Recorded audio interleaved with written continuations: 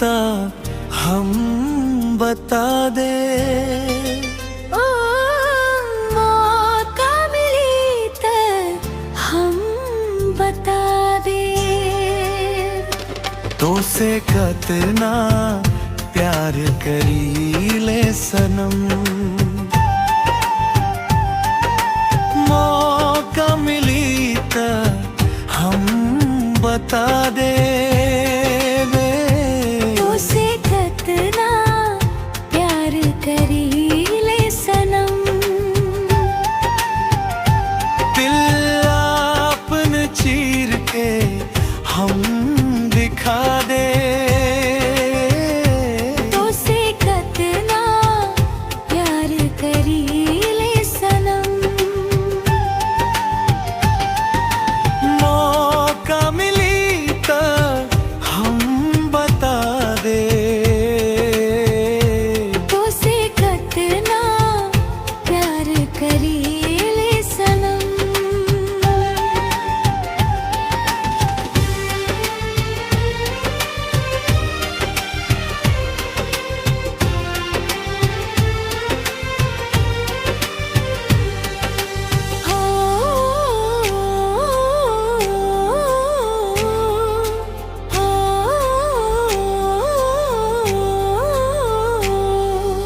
वादा वफा पे तू कर ली हाँ यकीन, आ जाना पासे बहार।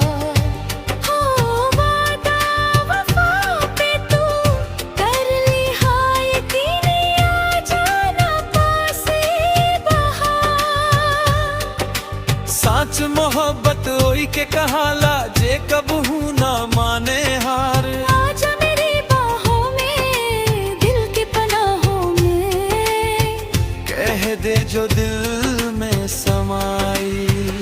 मुखड़ा मौका मिली तो हम बता दे।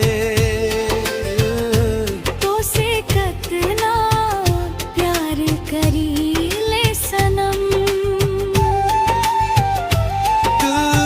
दिल अपन चीर के हम दिखा दे। तो से कतना प्यार करी ले सनम।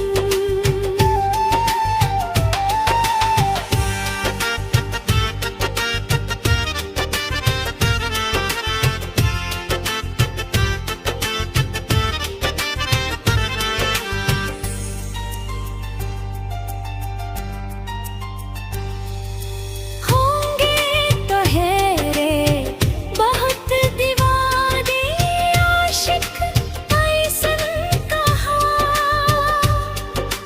होंगे तो है रे बहुत दीवाने आशिक, ऐसन कहाँ।